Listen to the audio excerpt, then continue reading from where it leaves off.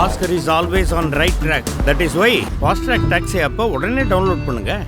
உயிருக்கு பயந்து அவர்கள் வெளியேற வேண்டிய கட்டாயத்துக்கு தள்ளப்பட்டுள்ளனர் என்று பாஜக தலைவர் சுவேக் அதிகாரி தெரிவித்தார். மேலும் வக்ஃப் திருத்த சட்டத்திற்கு எதிராக நடந்த வன்முறை குறித்து என்ஐஏ விசாரிக்க வேண்டும் என்று ரோசபாத் மாவட்டத்தைச் சேர்ந்தவர் காவல்துறை துணை ஆய்வாளரான இவரிடம் பல ஆண்டுகளுக்கு முன்பு நடந்த திருட்டு வழக்கில் தலைமறைவாக இருந்த ஆக்ராவைச் சேர்ந்த ராஜ்குமாருக்கு எதிராக பிணையில் வெளிவர முடியாத குடிகாரம் பிறப்பிக்கப்பட்டுள்ளது. இந்த உத்தரவை நீதிபதி நஜ்மா கான் என்பவர் வெளியிட்டார். மேலும் குற்றம் சாட்டப்பட்ட நபரிடம் சம்மன் அளிக்கும் வேலை காவல்துறை துணை ஆய்வாளர் பன்வாரிலாலிடம் ஒப்படைக்கப்பட்டது. ஒரு கட்டத்தில் குற்றம் சாட்டப்பட்ட நபரை கண்டுபிடிக்க முடியாமல் நீதிமன்றத்தை நாடிய பன்வாரிலால் மீண்டும் உத்தரவு பிறப்பிக்குமாறு கோரிக்கை விடுத்துள்ளார். அதில் குற்றம் சாட்டப்பட்டவர் பெயர் இருந்த இடத்தில் நஜ்மா கான் என சம்மன் பிறப்பிக்க உத்தரவிடக் கோரியதை பார்த்து நீதிபதி அதிர்ச்சியடைந்தார். இதை சுட்டிக்காட்டிய நீதிபதி காவல்துறை அதிகாரி மீது விசாரணை நடத்த உத்தரவிட்டுள்ளார். இதுகுறித்து உத்தரவிட்ட நீதிபதி காவல் துணை ஆய்வாளர் அந்த சம்மனை சரியாக படிக்கவில்லை என்று தெரிகிறது. இதுபோன்ற வெளிப்படையான மற்றும் கடுமையான தவறு ஒரு காவல்துறை அதிகாரியாக அவர் செய்யும் பணியின் தரத்தை மோசமாக பிரதிபலிக்கிறது. இதுபோன்ற அலட்சிய போக்குடைய அதிகாரிகள் மீது எந்த நடவடிக்கையும் எடுக்கப்படாவிட்டால் அது அனைவரின் அடிப்படை உரிமைகளையும் பாதிக்கும்.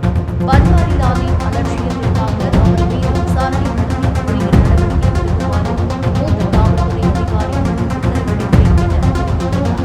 இந்த சம்பவம் உத்தரப்பிரதேசத்தில் அதிர்வலையை ஏற்படுத்தியுள்ளது. காங்கிரஸ் கட்சியின் ஒரு முக்கிய முகமாக அறியப்பட்ட குலாம் நபி ஆசாத் முதல்வராகவும் இருந்தவர். இந்நிலையில் காங்கிரஸ் தலைவர் மீது ஏற்பட்ட அதிருப்தி காரணமாக 2022ஆம் ஆண்டு காங்கிரஸ் இருந்தார். பிறகு ஜனநாயக முற்போக்கு ஆசாத் என்ற கட்சியை ஜம்மு காஷ்மீரில் தொடங்கினார். கடந்த ஆண்டு நடைபெற்ற ஜம்மு காஷ்மீர் சட்டமன்ற தேர்தலில் ஆசாத் கட்சியும் போட்டியிட்டது. ஆனால் தோட்டம் தொகுதியில் போட்டியிட்ட அக்கட்சியால் ஒரு இடத்தை கூட வெல்லவில்லை. இதனால் ஆசாத்தின் கட்சியின் பல தலைவர்கள் காங்கிரஸில் மீண்டும் சேர கட்சியை விட்டு வெளியேறினர். இந்நிலையில் குலாம் நபி ஆசாத் தனது கட்சியின் அனைத்து குழுக்களையும் கலைத்துள்ளார்.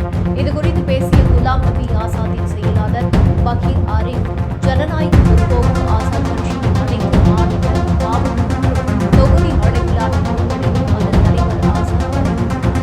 தலைமை செய்தி தொடர்பாளர் மற்றும் பிற செய்தி தொடர்பாளர்கள் பதவிகளையும் கலைத்துள்ளார். மறுசீரமைப்பு சரியான நேரத்தில் நடைபெறும் என தெரிவித்துள்ளார்.